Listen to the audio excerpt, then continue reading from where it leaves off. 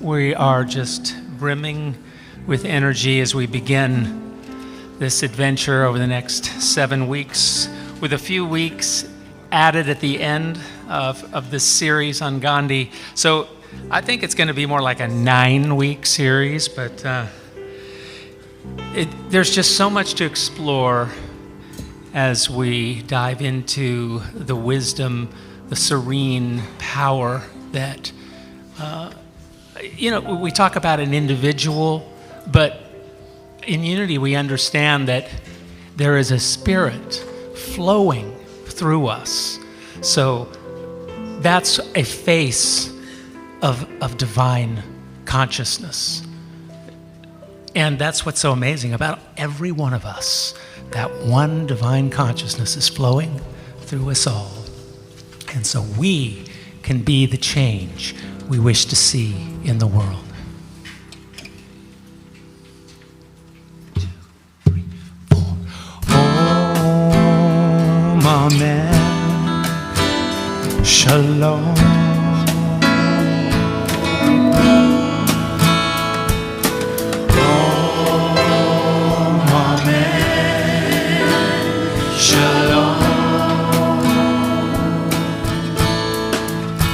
Be the change we wish to see in the world. Be the love we wish to feel in our lives. See the one still in every path of faith. Celebrate our unity. Be the change we wish to see in the world. Be the love we wish to feel in our lives. See the one spirit in every path of faith. Celebrate our unity.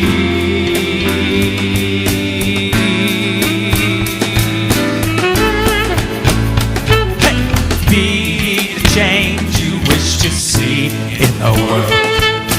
Be the love you want to feel. Be the love. Be the change you wish to see in the world. Be the love you want to feel. Be the change. Be the love. Be the change.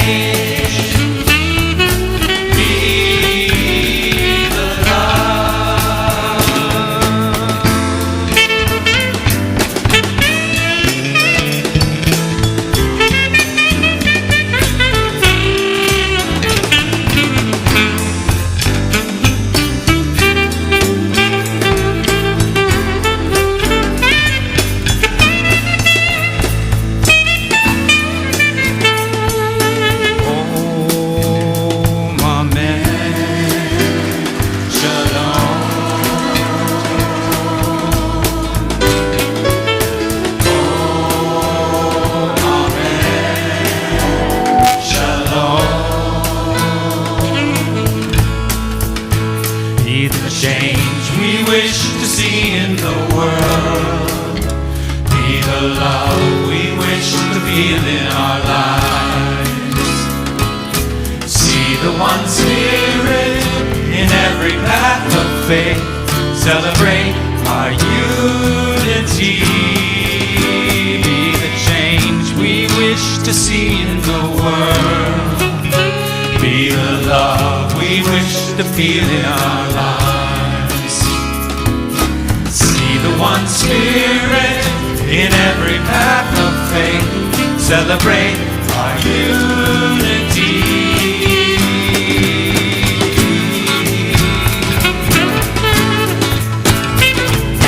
Be the change you wish to see in the world. Be the love you want to feel. Be the love. Be the change you wish to see in the world. The love you want to feel. Be the change.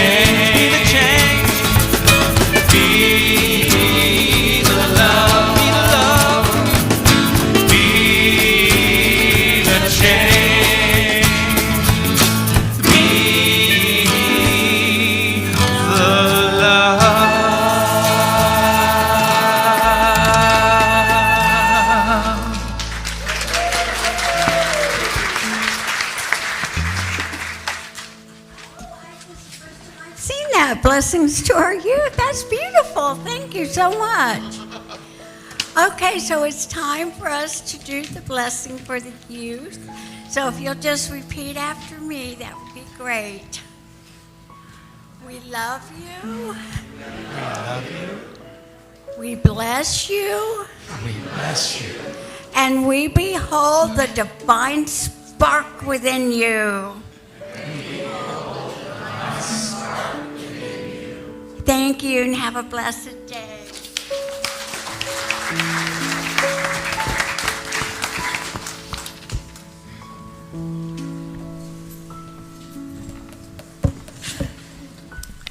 We are so blessed by those bright beings radiating their light, those sparkly eyes, that youthful vigor.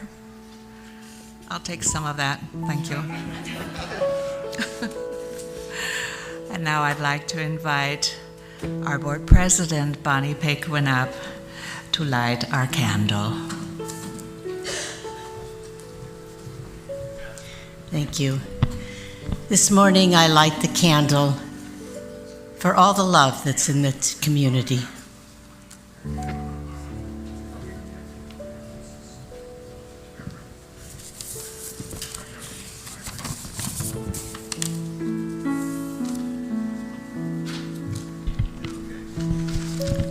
Thank you, Bonnie. So after that lovely opening song, all about love, let's take that journey inward. I invite you to close your eyes as we begin our 7-week series on Gandhi, who stood for nonviolence, for peace. I pray, grateful for the allness I call God, the cosmic Christ that creates me, and the presence of peace in all and through all. My peace, our peace, peace for the world. Peace be like a fire transforming my love into justice for all. I release harmful prejudices with compassion, and I am at peace. Peace greater than my understanding be like a sword piercing through my reactions to change. I let go of my need to control, and I am at peace. Peace be like water smoothing the hard, sharp edges of my attitudes, that I may be flexible in times of crisis. My consciousness is free and fluid. I am at peace, and peace prevails for all. And so it is. Amen. Well, good morning, Unity, on this beautiful, sunny Sunday. And if anybody is brand new to us today, we have a welcome packet. So if you would like to receive one of these, please raise your hand and the ushers will find you. On the front is a name tag. If you wear that, we can identify you after the service to welcome you and to invite you to join us for refreshments afterwards. So if you are new to us, we love you, we welcome you, and we are so glad you are here with us today. And I think that's enough from me, and guess what?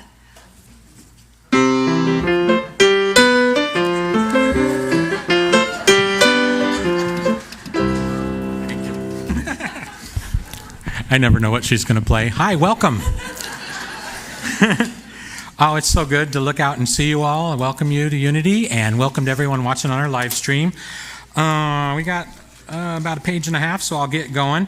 Please make sure that your cell phones are off or silenced. If you're not sure, you can take a second to check that so they don't ring during the service. The October Bulletin. Happy October. That's awesome. Be sure to check out our website at unityofthevalley.org, which has our bulletin and schedule and lots of other good things. If you're in need of prayer for yourself, a loved one, a friend, whomever, you can place your prayer card in the prayer box in the foyer right out there in the corner after the service. And if you're watching on our live stream, you can call or text Julia, and her number's on the screen there. If you want to write that down or memorize it. Today, join us for our first Sunday potluck in the fellowship hall after the service. Yay, I know. And I always talk with people, so I kind of end up being last in line. So I'm wondering if we can cordon off a pathway for me to rush in there and be first. No, I'm just kidding. And by the way, welcome back, Paul Biondi.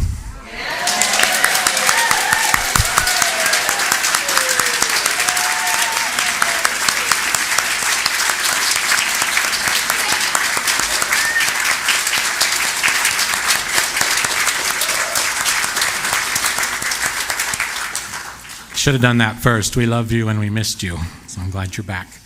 Okie doke. Today, after potluck, it says, also we're going to start serving soup on Sundays. If you can bring a pot of soup on a Sunday, please sign up in the fellowship hall. If you're new, there are some tables out there to sign up for stuff like that and for some of our activities. Alrighty, also today from 12:15 to 1:30 p.m., the Empathetic Presence and Nonviolent Communication Practice Group with Michael Drailing is meeting upstairs. Monday, 5:30 to 7 p.m., Caring from the Heart, an LGBTQIA++ support group, meets in the garden room. On Tuesday, from 11:30 a.m. to 1:30 p.m., Unity Hangout with Sean and Alice. They're serving coffee is provided. It says, bring yourself, a friend, and a snack, and come and hang out. Also on Tuesday, 7 p.m., the Open Men's Circle in the upstairs in the Fillmore wing. Is it 7? I'm getting ahead of myself, sorry. At 7, also, the Behind the Lens seminar movie is The King and I. And that's an awesome one. I talked with Tom a little bit. He said it's a very successful Broadway hit musical based on Rodgers and Hammerstein, starring Yul Brynner and Deborah Kerr. It was nominated for a bunch of Oscars, including Yul Brynner for Best Actor that year. And also, Tom said that as a special promotion for the series, if you are a subscriber and paying attendee of the current series or a member, you can bring an additional guest at no cost. So if you haven't been to a movie here, if you come all the time, whatever, you can bring a guest at the cost if you're a member. So check that out. I'll get back to this. And, all right, did I give the cost for that? Try not to go too far. Okay, it's followed by a Q&A session with Tom Blank. And the new series starts on October 14th. $30 for the series, which is 12 movies, $5 per time. Or $5 per time. Okay, I just learned to read, so we're doing pretty well. Okay, second page, Wednesday, 4:30 to 5:30 p.m. Unity Grief Support Group, facilitated by Reverend Inga, meets in the Fellowship Hall. Thursday, Therapeutic Touch, 3:30 to 5 p.m. in the Fillmore Wing, and that's on a donation basis if you want to check that out. Friday, Andre Andreev concert at Unity, 7:30 p.m. Tickets are at tsunamibooks.org. Several other concerts are coming to Unity. Be sure to check page 10 of the October Bulletin for information. So you can pick up a bulletin or I imagine see that on our website. Almost skipped it. Next Sunday, John West explores Ahimsa, nonviolence. I'm looking forward to that, John. Upcoming Friday, October 31st, Halloween with Unity from 5:30 to 7. We'll have a light dinner from 5:30 to 6, followed by games, crafts, gift items to purchase, a hallway of horror for adults and teens, Day of the Dead presentation with live music and crafts, as well as trunk or treat in the parking lot. Oh yeah, they're going to do trick-or-treating out of trunks of cars. I hope some people are signing up to have their cars for that. Also, if you're able to volunteer for this event, please sign up in the fellowship hall. And of course, wear a costume if you have one. Alrighty, and now we have an announcement from Reverend Dick, followed by John West. Thank you.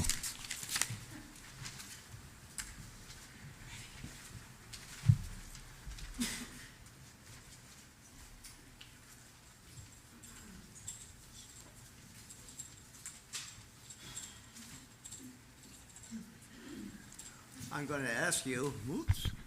to ask you to take just a moment to get centered with me.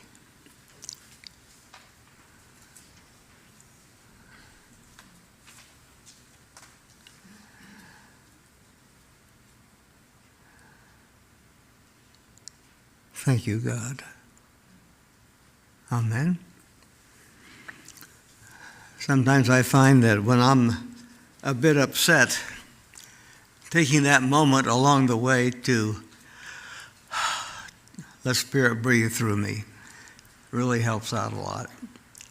I also find by touching my heart and focusing on that feeling there, it makes a difference. Well, I'm here to tell you I made the decision to apply for the board 3 years ago. It was 3 years after my wife had passed, and I was looking for something meaningful, a way to serve other people. It was a time that I was asked to consider being a board member. I've never been a board member before. I've been a minister for quite a while, but it's a little bit different position. And I asked myself, do I really want to do this? Commit that much time, energy to being on a board? And I found myself saying yes. I discovered that every new board member goes through a period of on-the-job training. Now, I thought I was well seasoned with boards and so forth. Not the same thing. Didn't work that way. And through this training period, which I had to yield to, then I finally began to feel comfortable being an active part of the work. I had to let go of the belief that whatever I had to offer would come out and be appreciated there. Does that mean everything I said was accepted? No. I had lots of views about lots of things. But this was a journey of the unknown. And I began to accept it that way, and a lot more comfort set in.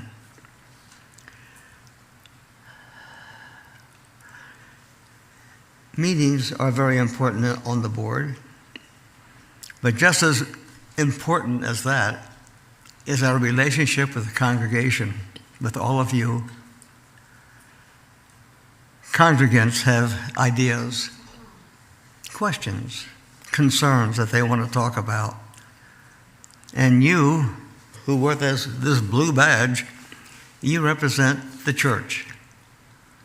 You represent the heart of the church. And you're there to listen, to respond the best you can, or find the answer to the questions that come your way, or perhaps even give a little direction as to next step for the person to be satisfied with an answer. It's got to be okay to say, I don't know, but I'll find out, and I'll get back to you. As a church member, you can also attend a board meeting. Just let us know about it first, so we're aware of your coming. We'll put up our shields, and we'll know we'll survive all right. We have many times already. I have served several churches, and this is the first time to be on a board where the model of shared leadership was being established. What this means that everyone is in on the discussion, and that is all the leaders of the church. There's lots of them.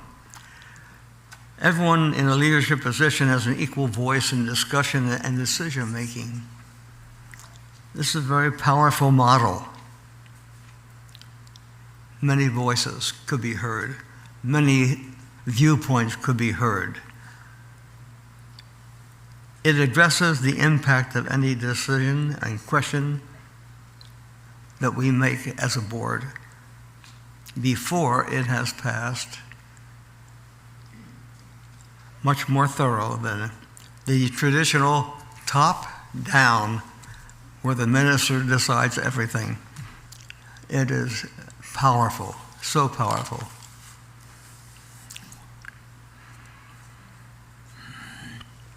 It's exciting to be a part of extending the shared leadership model that's happening on our board right now. It is already a reality among the different activities of the church. I'm impressed by how efficient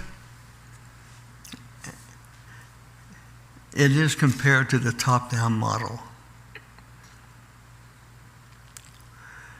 I had to release the idea that my thinking about this year, was I going to be on the board again? 3 years, holy smokes. I had to release the idea that I was locked in for 3 years. I'm 93 years old now, and I'm here for as long as I can serve effectively. God bless you. Thank you.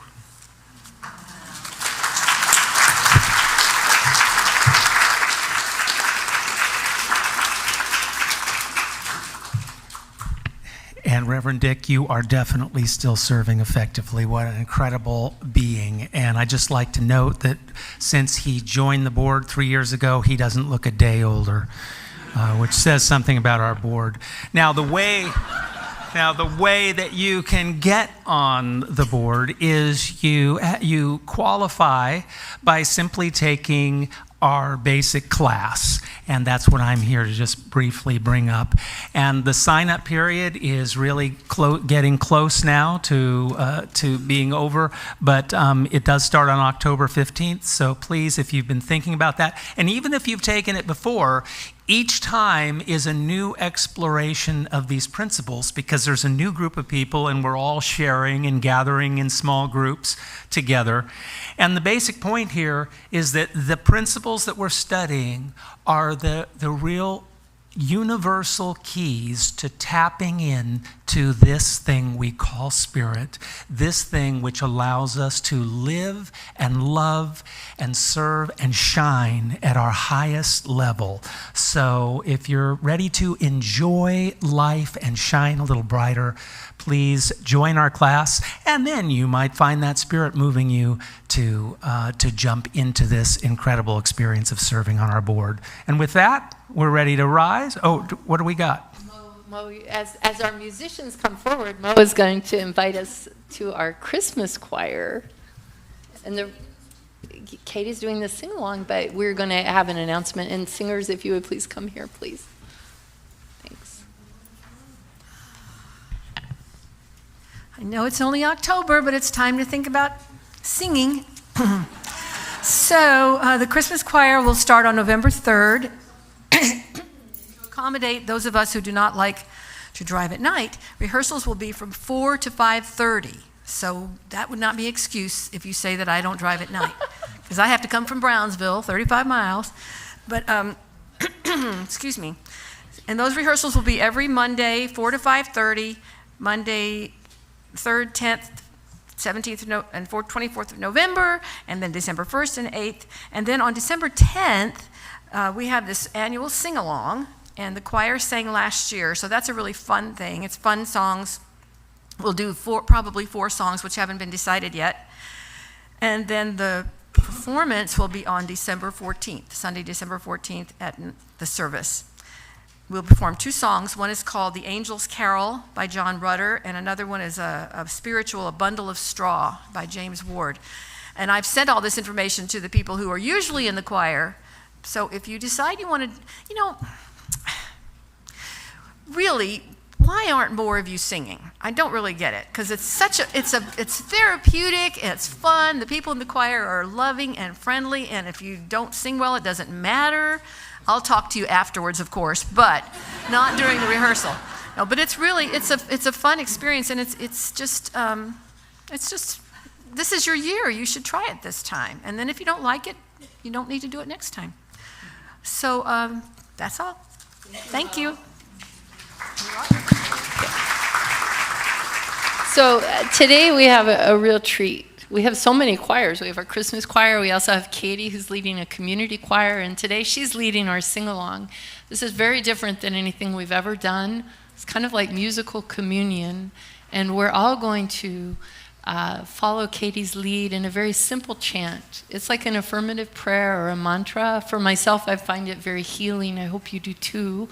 And so at this point, please rise, and Yes. Katie's going to take it. Yes, please rise. And so I just wanted to give you a little sample of the kind of singing that I'm going to do in my group, which is really different from what Mo's doing and complementary.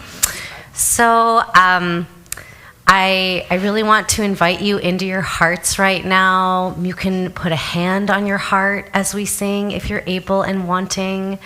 And I'm going to sing the whole thing once, and then we're going to do call and response. So when I point at me, it's your turn to listen, and when I go like this, it's your turn to sing what I just sang. Then I'm going to split you into 3 groups, and we're going to do it as a round. And then at the end, we're just going to sing the first line together, and I will cue you with that, okay? So here it goes. Oh, you can't see me.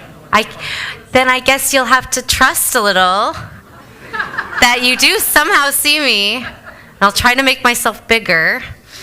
Here we go. Oh, no, yeah, I'm going to sing the whole thing once. One by one, everyone comes to remember we're healing the world one heart at a time. Get enough breath. Listen. One by one. Listen. When I point at me, you listen. Yay! One by one, everyone comes to remember. One by one, everyone comes to remember. We're healing the world one heart at a time. Your turn. We're healing the world one heart at a time. Beautiful. Now listen again. One by one, everyone comes to remember. One by one, everyone comes to remember. We're healing the world one heart at a time. Your turn. We're healing the world one heart at a time. Now we're going to sing it all together. Here we go. One by one, everyone comes to remember. We're healing the world one heart at a time. Let's do it again. One by one, everyone comes to remember we're healing the world one heart at a time. Let's do it again and watch me, not the board. One by one, everyone comes to remember we're healing the world one heart at a time. Now we're going to split up. Here we go. One by one, everyone comes to remember. You got to keep going. One by one, everyone comes to remember. One by one, everyone comes to remember. One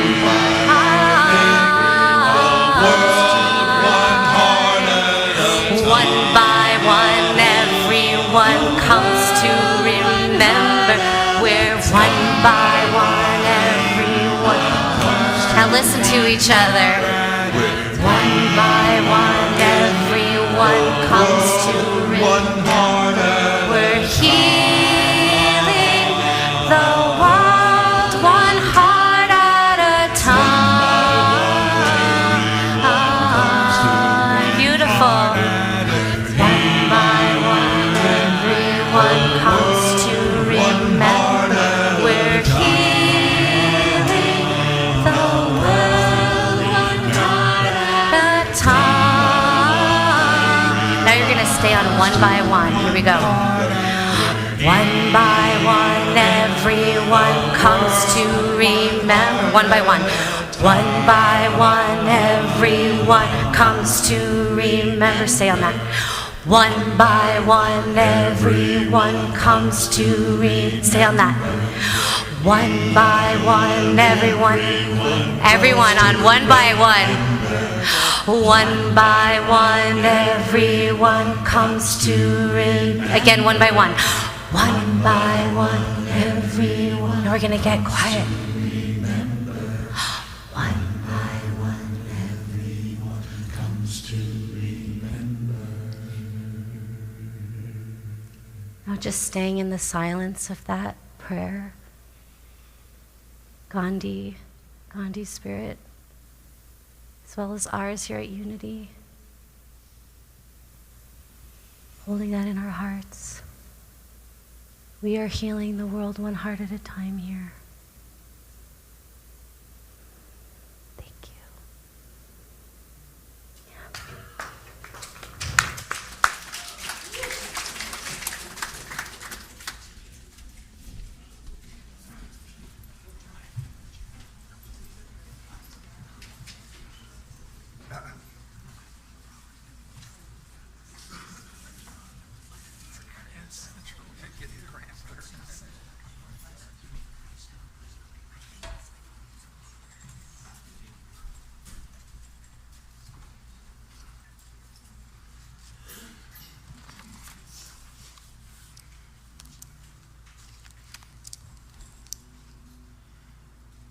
Stay.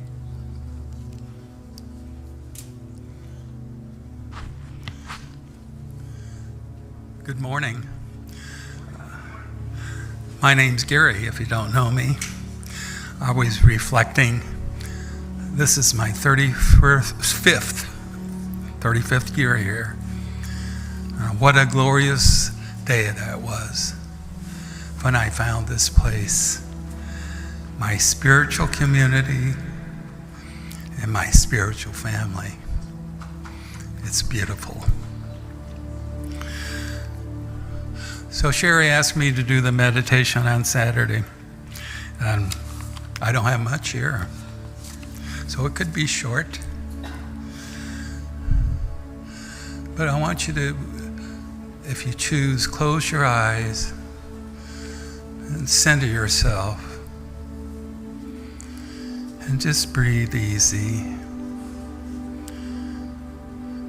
Feel that love that God is, that love never changing, always is, infinite, an infinite ocean of love.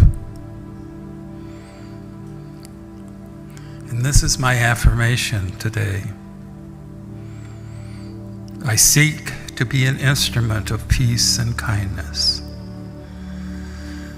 to reach out a helping hand to those in need, to give freely without attachment to outcome, praise, or reward.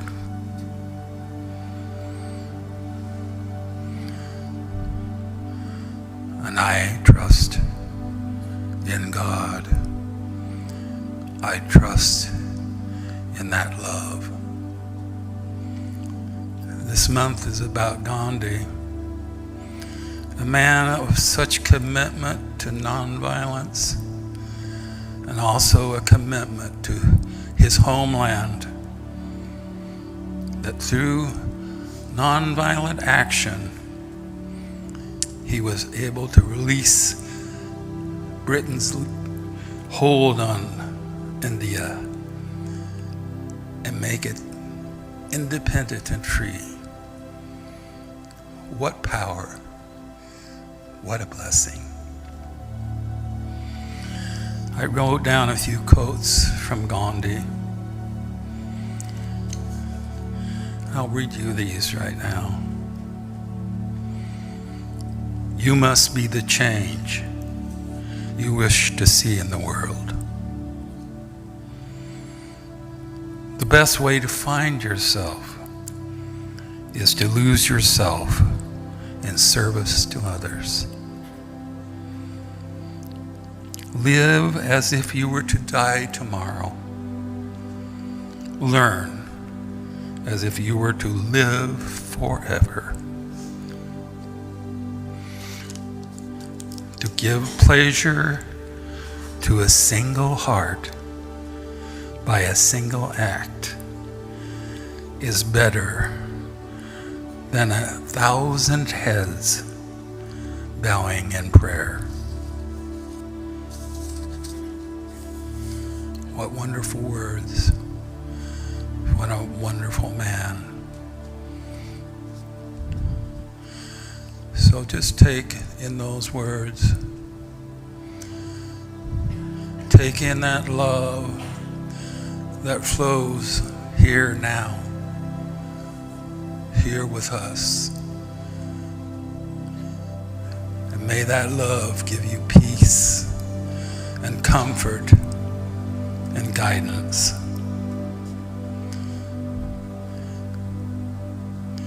Each one of us has to find peace within ourselves. May you be an instrument of peace and love. May you open your hearts to others. May you be a light in a world in need of light.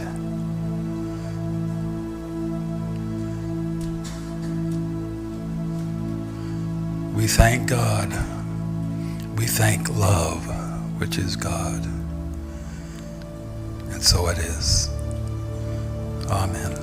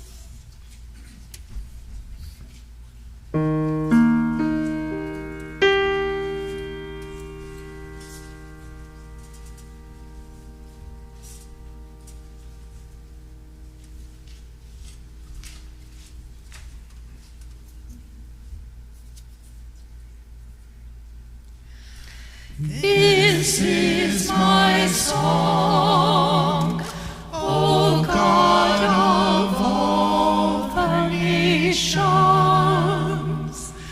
a song of peace for lands afar and mine.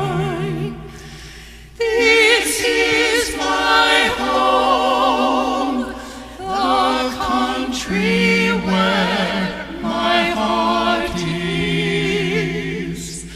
Here are my hopes, my dreams, my holy shrine. But other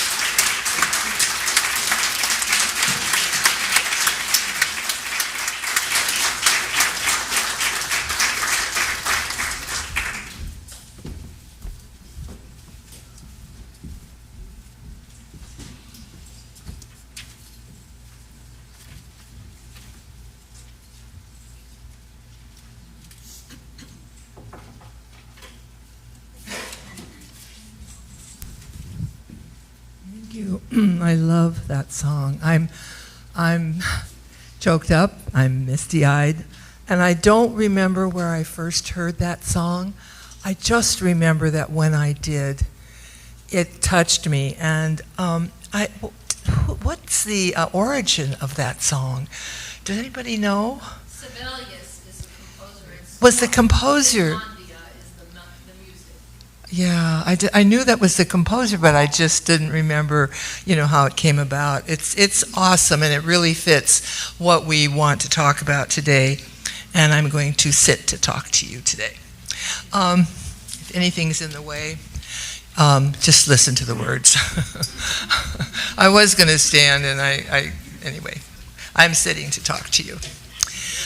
We're starting this wonderful 7-week series today, and there's going to be a lot of inspiration along the way from some of our other speakers that are coming along. My job today is just to inform you and give you some information as a lead-in for this particular series.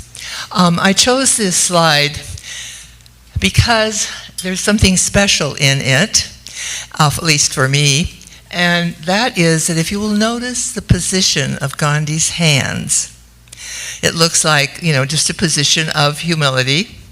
But if you will notice that his index finger is extended, that is something that he always did whenever he was speaking, wherever he went. And that is pointing and standing for God, for the Holy Spirit within.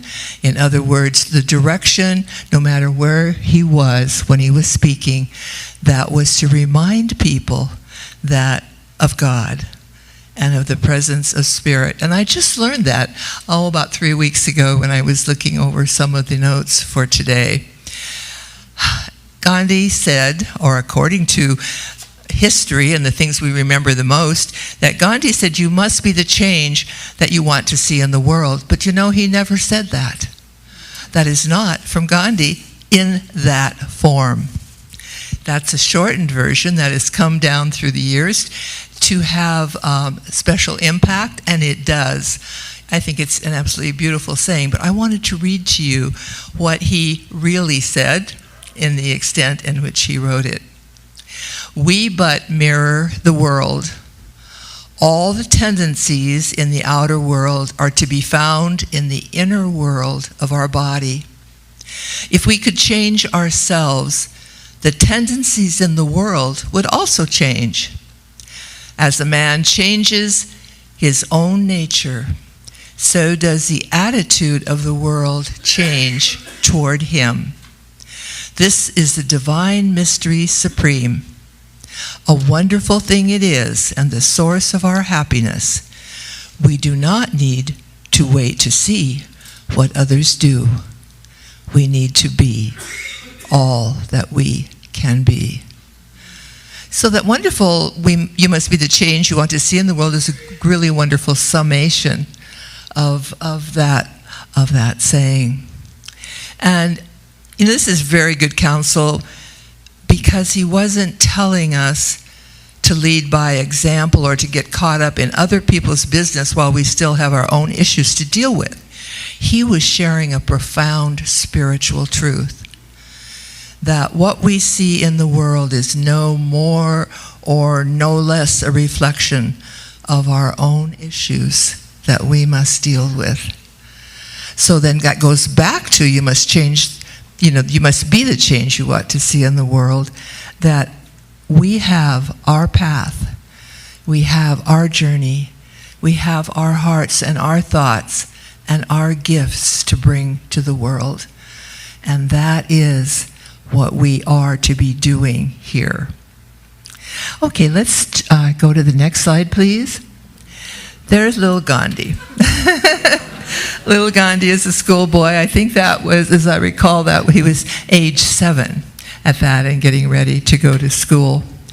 I just thought, he looks so sweet, and where did he get all that power, that quiet ability to lead a nation?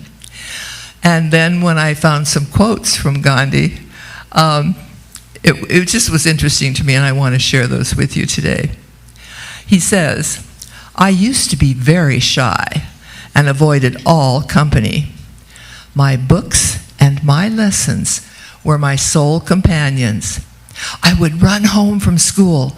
My God, that somebody should speak to me. That was my daily habit. I literally ran back because I could not bear to talk to anyone. I was even afraid someone would poke fun at me or talk to me. Though he occasionally won prizes and scholarships, and his scholarship record was mediocre. He had been rated good at English, fair in arithmetic, weak in geography, and conduct very good, but handwriting very bad. I love it. This child that grew up to be this fabulous man worked through quite a bit in his life. He says, moreover, I was a coward. I used to be haunted by the fear of thieves and ghosts and serpents. I did not dare go outdoors at night. Darkness was a terror to me. It was almost impossible for me to sleep in the dark, as I would imagine ghosts coming from one direction, thieves from another, and serpents from a third. I could not, therefore, bear to sleep without a light in the room. Gandhi was the youngest child of his father's fourth wife. You know, at that time in history, that was the pattern in that country. That was what they did. Nobody questioned it. His father was chief minister of a small principality in western India, what is now Gujarat state. And at that time, the country was under British rule.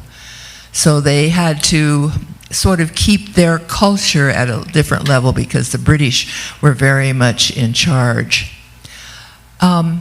His mother, I wish I could pronounce this correctly, but I think it's Putlabai, was completely absorbed in religion and did not care much for fine jewelry or anything like that. She was totally into just being a sacred being in her version of sacred being. And at that time, as was the custom, Gandhi was married at age 13.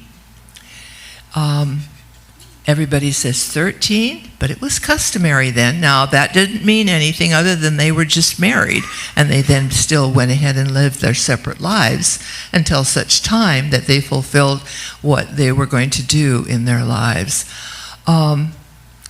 However, we'll find out from another slide a little later on the outcome of that marriage at 13. One of the things Gandhi loved to do was to go for long walks and to just meditate is our word for it. His word for it was to find out where in the world I will be of value. He said he had walked over 1,000 walks in his life of solitude in his youth to try to find where his place would be in the world. Now, another little aspect of Gandhi that I didn't know, he had grown up learning to carry out the orders of his elders, his mother, his father, and all the adults around him. But because he was so introverted and so shy, he didn't agree with everything, and he didn't know what to do with that feeling inside of himself. So when he reached his adolescent years, even though he was married at 13, he still went through a period of time when he did things like he said, I was an atheist, I performed petty thefts, I hid smoking behind my mother's back, and most shocking of all, I ate meat. Not unusual for many children, but that was the way at that time to do that. But that was the way he ended those things in his life.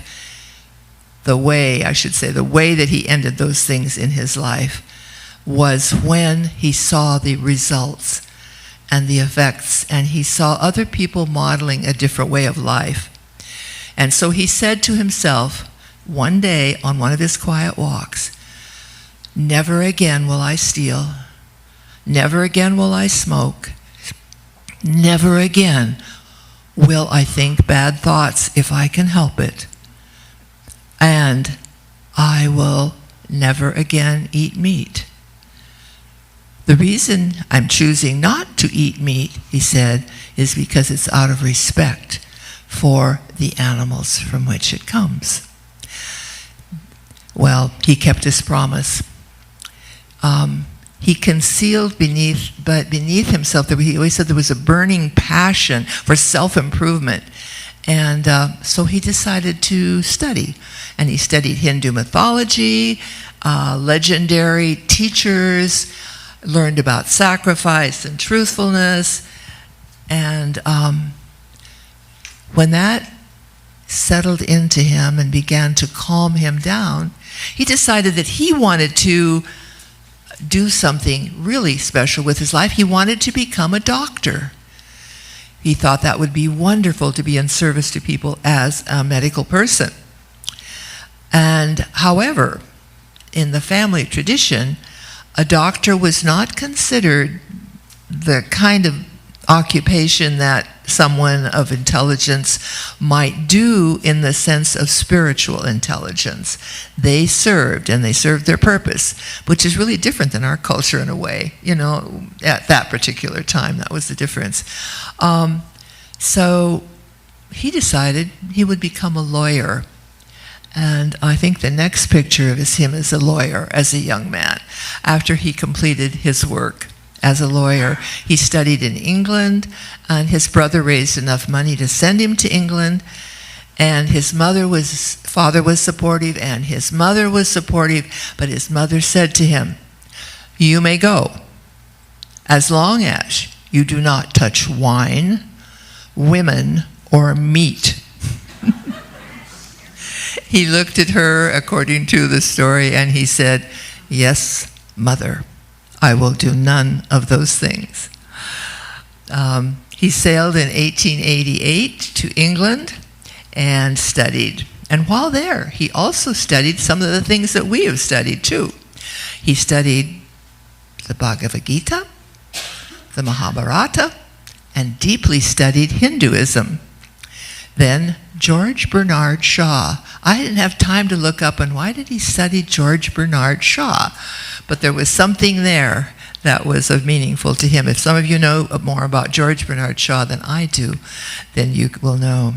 And I studied the writings of a woman named Annie Besant, who was a mystic, helped him through. Through these studies, he discovered that the simple life was the only way to live. For him, it was the only way.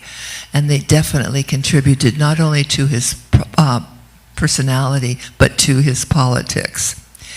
And he also spent, I didn't know this, 20 years in South Africa, learning and studying more about the world and other ways of being in the world. All right, I'd like to see there we go, slide number 3. This is he and his wife, Kasturbai. He, of course, on all his travels, having been married so early, she was left behind for most of what he did. And but in 1896, he went to India to fetch his wife and their 2 oldest children. Obviously, they got together at sometimes in those depart times. And they were going to canvass support for the people from India who lived overseas. But everything that he did from that point on inflamed the Europeans. On landing in January 1897 in Ireland, he was assaulted and nearly lynched by a white mob.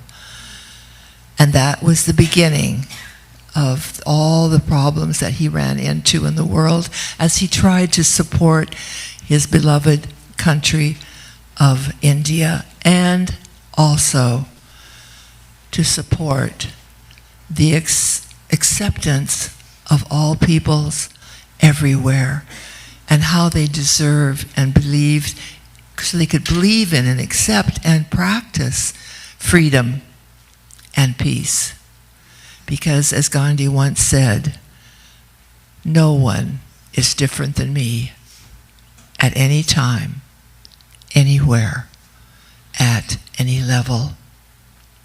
When he returned to India, he and his wife built an ashram that he named Sevagram, Village of Service. And it was from there that many of his decisions were made, from the ashram in which he lived. The only person that Gandhi would ever allow to take photos, and the only we get the photos from are from his grandson. He's the only person, and all the photos that you see of Gandhi, basically, some from the press, were from his grandson at that particular time. He said to his grandson once, and I wanted to leave that slide up there for this reason, he said, after 60 years of constant companionship with my beloved Kasturbai, I cannot imagine life without her. What a beautiful tribute. It really touched me. I really love that. All right, next slide, please. This is a picture of him teaching at his ashram. Next one, please. I love this one. Why do you suppose he has a pillow on his head? Well, he has a pillow on his head because it's sunny there and it's hot. And that's the only thing he could think of at this particular picture, and according to his grandson, was to grab this light pillow and put it on his head, and as he needed to mend some fences in his ashram. Gandhi's last words were these. Let's go to the next slide, please. Oh, I don't want to skip over this one. I want to do this one first. I'm sorry, I'm out of order in my thinking. One of the things that he loved to do, and one of his pastimes while at the ashram, was he was a weaver. He would make his own threads. He would weave his own looms. He would weave mats, prayer shawls, all kinds of things. And he once said, and I love this too, that our job is to weave together all of the beautiful things in life and make a carpet of love for the world. Wow. And the last slide, please. Some of you might be familiar with Rabindranath Tagore, a spiritual teacher and a friend of Gandhi's. This is them together. Tagore had a saying, "The highest education is that which does not merely give us information, but makes our life in harmony with all existence." To which Gandhi replied, "Yes, Tagore, an eye for an eye only ends up making the whole world blind. The greatest glory in living lies not in never failing, but in rising every time that we fall." I dedicate my life, he said, to helping people realize how to rise from every fall. Two other sayings that I'd like to share with you before I close. Nothing is impossible for a man who is able to work on with firmness and courage. Freedom is not worth having if it does not include the freedom, though, to make mistakes. I love that one. Yeah. The best way to find yourself is to lose yourself in service to others. A man is the product of his thoughts. What he thinks, he becomes. Nonviolence is a way of life that I will always, always carry. And then when the time came for Gandhi to pass, the last words recorded by his grandson were, "He Ram, Lord Ram, He Ram, Lord Ram, He Ram, Lord Ram." He uttered these words after being shot on his way to a prayer meeting by an assassin on January 30, 1948. Hey Ram, Lo Ram. We honor the man Gandhi for all that he has meant to the world. One of the things also that came from that, and we'll be addressing that in song in just a minute, he said that the one thing that was the most beautiful in his life was when he could see making someone else smile and bring them peace. He said the way to be happy is to share a smile. And that's your history lesson. Find the spirituality in it where you will. And we now move on to the next thing.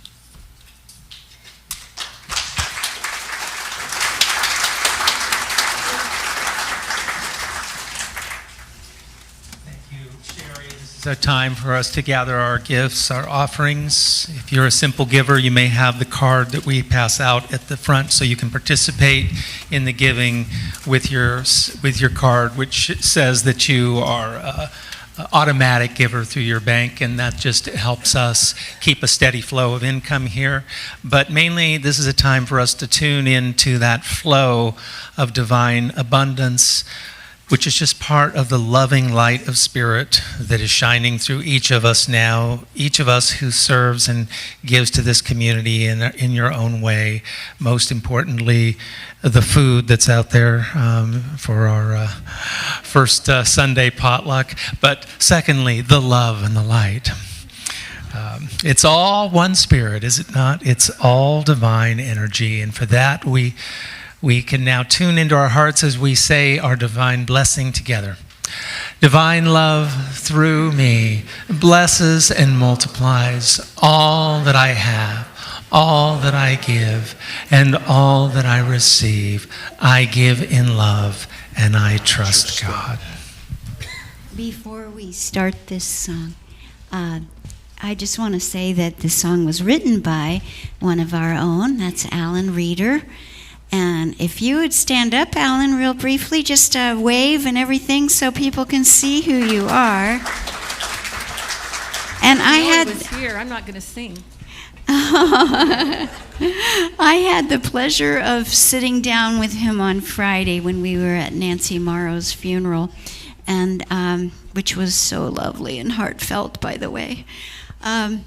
And the good thing about sitting down with Alan at lunch, you know, I've known him for quite a while now, but I always didn't really know him. And so he was sitting there, and I said, tell me a little bit more about who you are. I know you're a singer and a songwriter, but I don't know much else about you. And so he told me all about his life. And this song that he wrote is truly what he did in his life. He truly did this for so many people, made someone happy.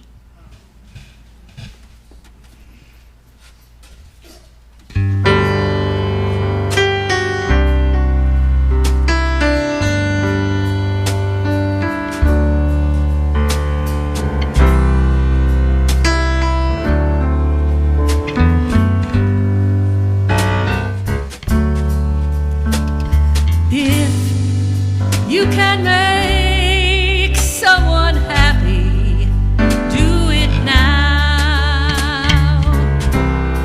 If you are happy, show them how.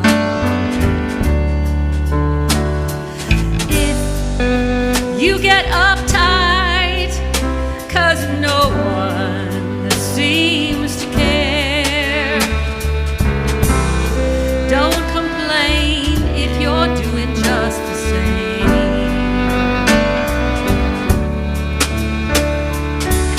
The road of life is a lonesome life if you must walk it alone. Reach out and grab a lonesome hand and hold it as long as you can.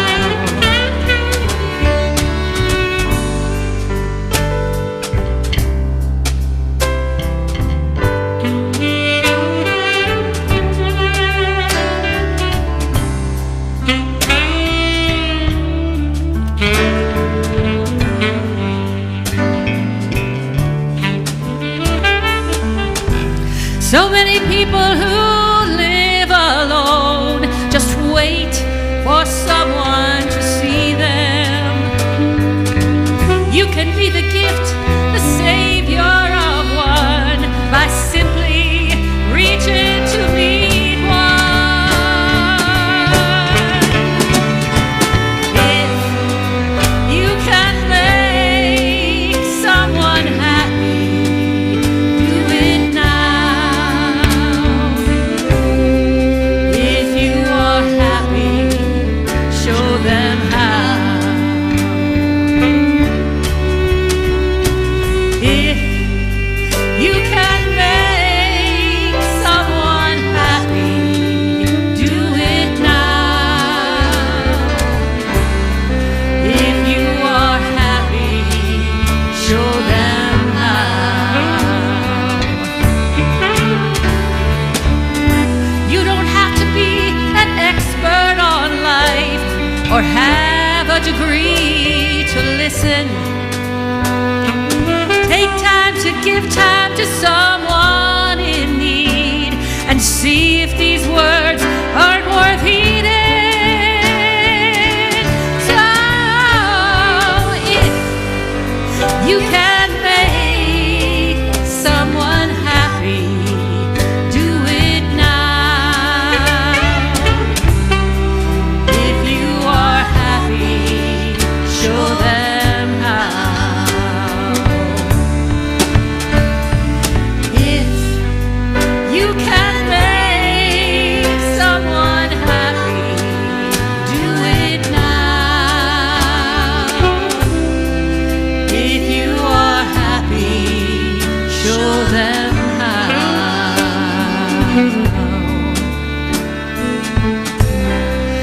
If you are happy, show them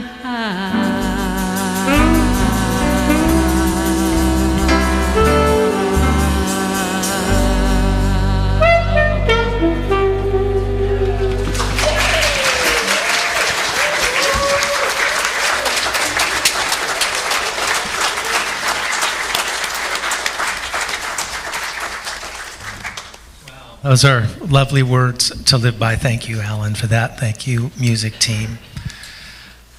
So let's just take a moment to feel the blessings of life flowing through us to the world as we make each other happy and we help each other along the way.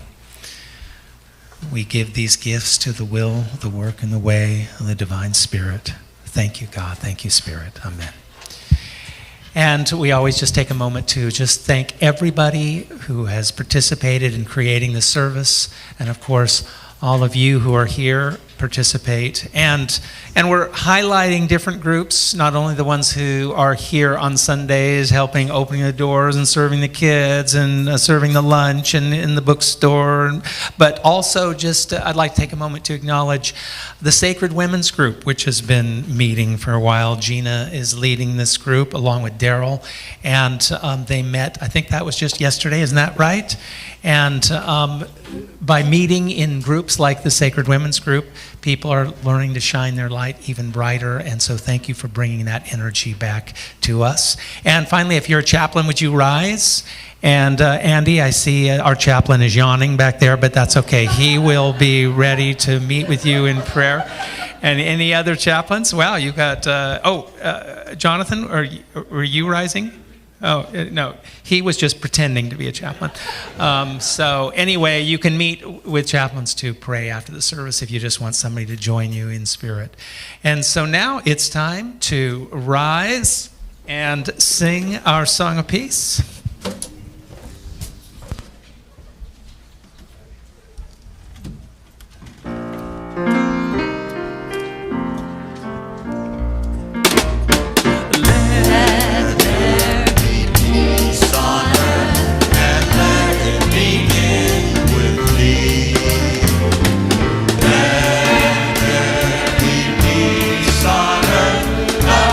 That was meant to be.